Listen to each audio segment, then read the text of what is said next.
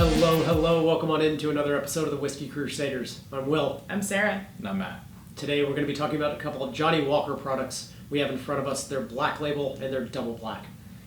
Alrighty, so Johnnie Walker, the world's most best-selling Scotch there is, sold in almost every country in the world. As in 2016, they put out 223.7 million bottles of Scotch. That's insanity. It's a lot of Scotch. So they were one of the premier beginning blenders in the world of Scotch. So their founder was John Walker, whose name who actually turned out to be a teetotaler, didn't even drink. But I guess when his dad died, they sold the farm and were smart enough to invest it, and they bought a warehouse, a grocery store, and then they also sold wine and spirits there.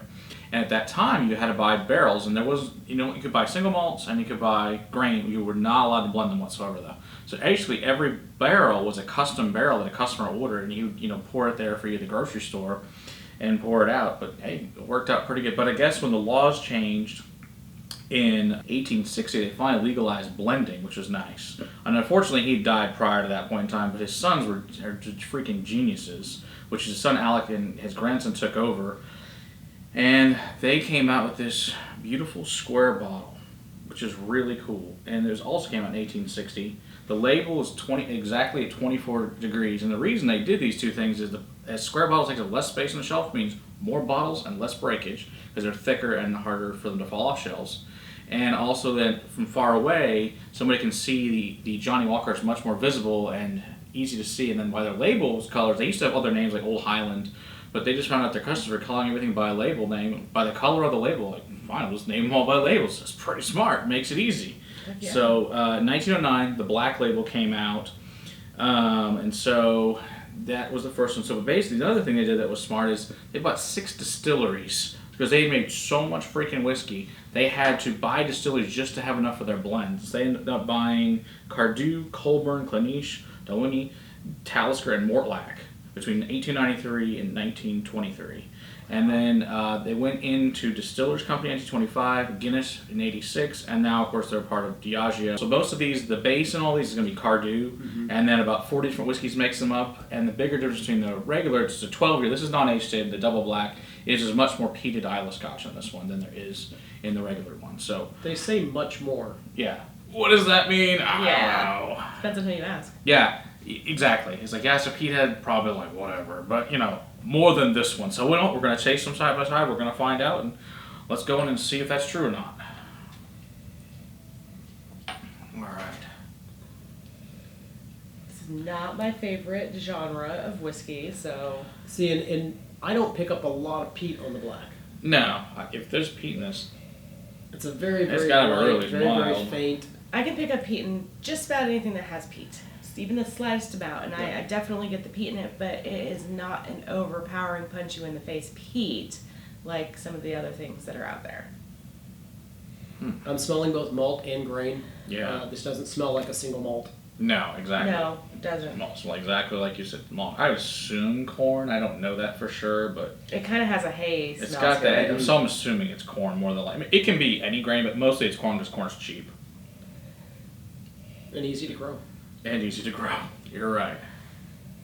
No, it smells fine. I don't think it smells like anything super special, but I mean, it does smell appealing. I think this one's 40%. I think they're all 40%. They're both 40. Okay. Yeah. Even their blue label's 40%. No, that's true. You're right. The grain, maybe would be one exception that's at 43. So yeah, it smells light and clean and easy. Hay-like and there's butterscotch. There's caramels and vanillas. There's the sweeter notes in there as well. Yeah, this not being my preferred choice. Yeah, this one I can actually get beyond the peat in this one because it's so light. Yeah, it must be like 1 or 2 ppms almost must be in this thing. That's all in my guess. Mm-hmm. So, yeah, 2. Yeah, yeah. So it's like I said, the malties and the corns in the front. Then so you can get past it and get to the vanillas. But yeah, it's not super complex nose. But I can see why this is not offensive to anyone. I can see exactly why people like this for sure. And on the palate, it's not offensive as well. The journey is round and smooth. There's no spikes. There's no sharp turns. It's a great introduction to peat. If it's not something that you're used to and you just want to kind of tip your toe in. Because even for me, somebody who's not a fan of peat, it's not overpowering. I'm not saying that I enjoy it very much, because it's just not my thing, but it's not overpowering and when you actually take your sip. No, it's nice. I mean, yeah, it's nice. It's rounded. It's easy to drink. It's smooth. It's light. It's, you know, it's a good intro Scotch, I think, for sure, for people that are looking for something to just try Scotch. I think this is a good one to probably start with. Yeah, and I mean, for me, I still get that medicinal Band-Aidy that I get on all the peats, but it's, like I said, it's just not as punchy in the face forward. I can get the hay and the other grain behind it as far as some of the sweetness there. I tell you what, don't add a drop of water if you're not enjoying the peat. The peat comes alive with a drop of water. Really? It's good to know. All of a sudden, all of the darker elements start kind of shooting out of the glass a little bit more. It's richer, it's deeper, it's darker, it's more complex, and it's definitely more peaty. I mean, that's great for somebody that's looking for just a standard bargain type of Scotch, and just add a little bit of water to it and you get a little bit more punch. Yeah, the peat jumps up quite a bit. It's like $30 for a bottle, and the double black's like $37. So not neither one's expensive. It's you know, it's good. I got it in a pack that came with the gold and the platinum and the blue, which was the right way to buy that for sure. But yeah, and that was like $90, which was a good deal. Yeah, there's not there's a lot of vanilla and malt on the taste, but it's not like super exciting. It's yeah, it's just got a slight sweetness in the back, and I mean, it's not that I go and grab for peated scotches or anything, but if it was poured and it was, you know, all that I had, I would drink it. Yeah, it finished a little bit peat. It's nice. I think it's definitely a very drinkable whiskey for sure. So and for the price point. Yeah, for the price point, exactly. Right. It's more interesting than like, you know, Clan which I know how much you loved. All right, so let's see with the double black if this really is more heavily peated. So there's supposed to be more single malts, more peated whiskey in this. I mean, I definitely get more peat on the nose. Yes, than definitely. Just the regular black. And we say more peat, but I mean, to me, this feels like 7 ppm instead of 2. We're not talking a crazy amount of peat. It's just not a little bit more. It's, you know, not one of those. No.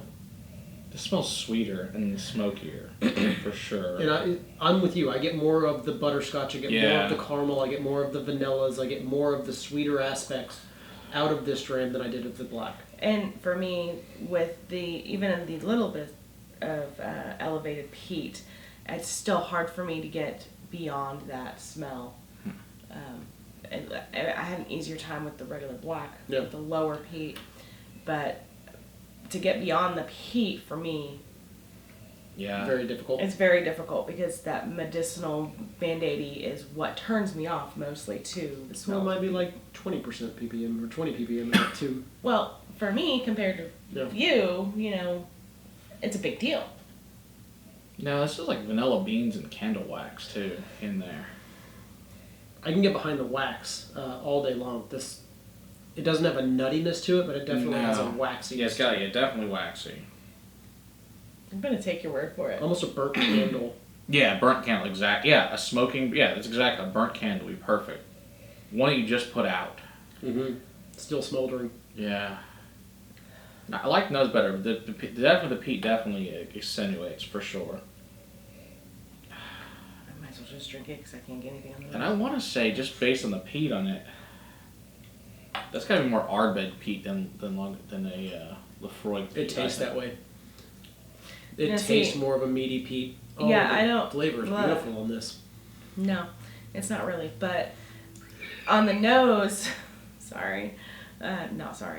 on the nose, I don't get the briny, meaty peat that you would get if you were smelling Ardbeg. I didn't either. But when I tasted it, I do get that briny, meaty, kind of salty. Yeah, it's a briny. It's a bacon, salty, meaty bacon cured type of flavoring to it. Yeah, that's definitely. Beautiful. Yeah, it's very meaty on the finish is extremely meaty, I would say. Yeah, definitely, like I said, salty, briny. That's gotta be. I don't know if Ardbeg's in here or something very similar, but that tastes like an Ardbeg finish on it. To be real honest with you. No, I'm not a fan, but that's okay. No, I like this. I like this one better than the first. Actually, pretty damn good. Actually, would prefer the first one better. But again, that's just me. I think for $7 more, I think I'd go for this. Yeah, I think the same thing. I think this would also be another nice one to sit by the pool with some ice. I think this would also be a really nice one to just hang out in the heat. This is very nice. I don't know what's the water do to it. The water dials down a lot of the sweet notes. It amps up a lot of the peat notes. So if you are a peat head like me, water is the way to go on both of these drams because the peat gets accentuated and the sweetness kind of dials down on both of them. Okay. That's There you nice. go. It's also got some wood notes on it too, which I'm finding, which is interesting. It is. It's almost like a burnt wood Smokiest. too. Yeah, burnt wood. That's a really Mhm. It's Charcoal density. Yeah. It's nice. smells. It's kind of like freshly burnt out forest fire. Mm-hmm. That's what it kind of tastes like, which is interesting. No, All I right. like these both. These are both very nice. I can understand why when we're saying these notes out loud, they don't sound good to some people. But to me, these notes are heaven. These notes are exactly yeah, what I'm if looking you're for. into peat and you like that, Yeah, most it's just- definitely yeah, those go are for notes peat. that you're looking for. But if you're like me, you're like that just ew. Yeah, Burnt rubber? and we'll be visiting lots of other Johnnie Where's Walkers, my and, sweetness? which and will my not have this caramel in my note that you dislike in it. yeah. So that'll be good. Now, I can't promise anything in the Johnnie Walker Red versus White Walker, how that's going to be, though. We need a bucket in the back. It's possible. But until then, This one. keep on crocheting for better whiskey in your glass. Cheers.